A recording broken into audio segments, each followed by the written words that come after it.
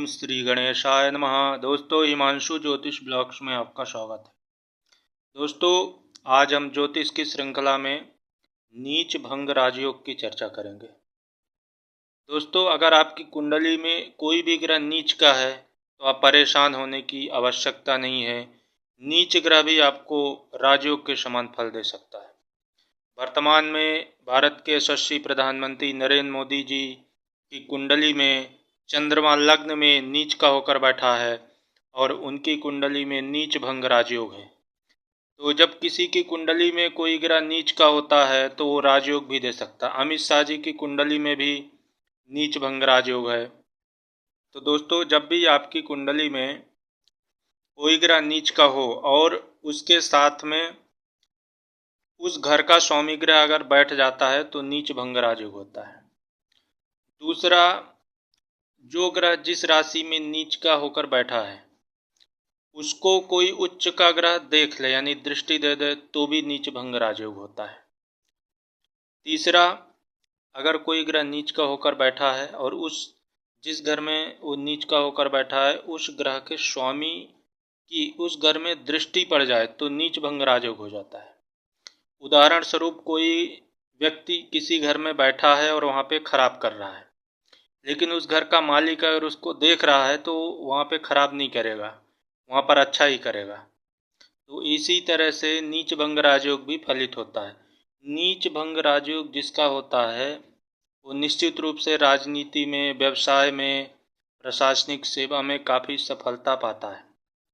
दोस्तों, उदाहरण के लिए जैसे आप कुंडली में देख पा रहे हैं, लग्न में 1 नंबर में शनि ग्रह नीच का होता है मेष राशि में।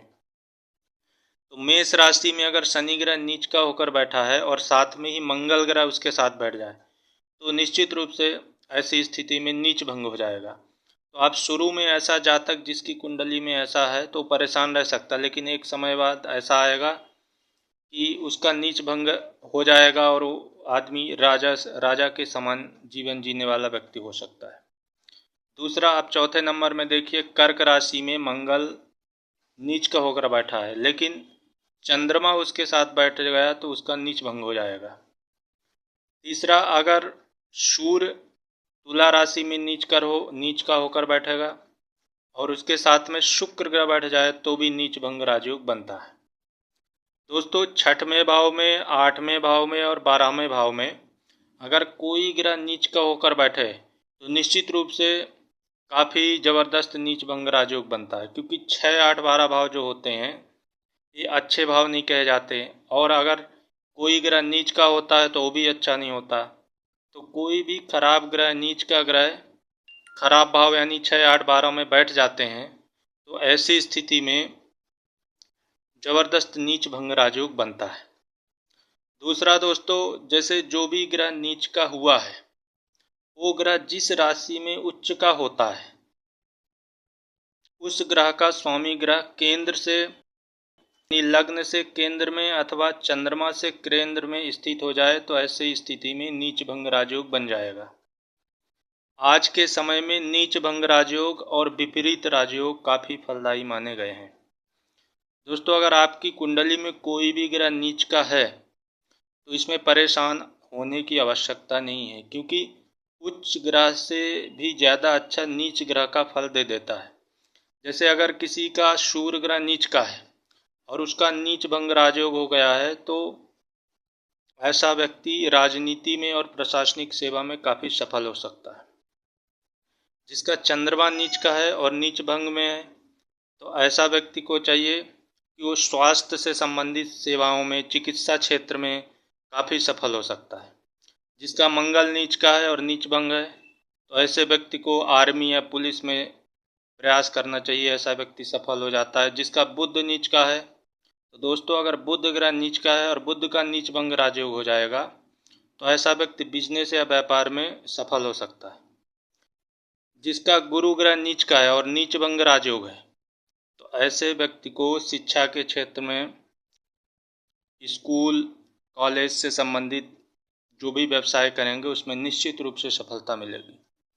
जिसका शुक्र नीच का है तो शुक्र का अगर नीच भंग हुआ है, नीच भंग राजयोग शुक्र ग्रह के कारण बना है तो ऐसे व्यक्ति को चाहिए कि वो एक्टर या सौंदर्य प्रसाधन से संबंधित स्त्रियों से जुड़े हुए जो भी व्यवसाय हैं ऐसे करें तो वो व्यक्ति सफल हो जाएगा। लग्जरियस या तो गाड़ियों से संबंधित शोरूम खोल सकते हैं, तो शुक्र से संबंधित, कपड़ों से संबंधित व्यापार, तो ऐसा व्यक्ति सफल होगा।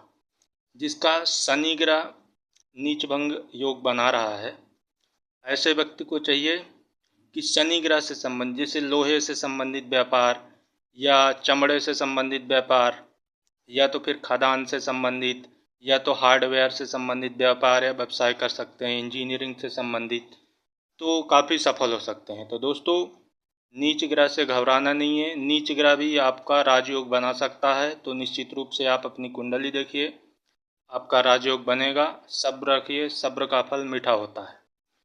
तो दोस्तों, जिसको अपनी कुंडली दिखाना है तो आप अपनी कुंडली दिखा सकते हैं, दिए गए नंबर पर कॉल अथवा व्हाट्सएप कर सकते हैं। और ब्लॉग्स को ज़्यादा से ज़्यादा लाइक करिए, वीडियो को लाइक करिए, चैनल को सब्सक्राइब करिए और अच्छा लगे तो कमेंट बॉक्स में कमेंट करिए। जय श्री महाकाल। ओम नमः।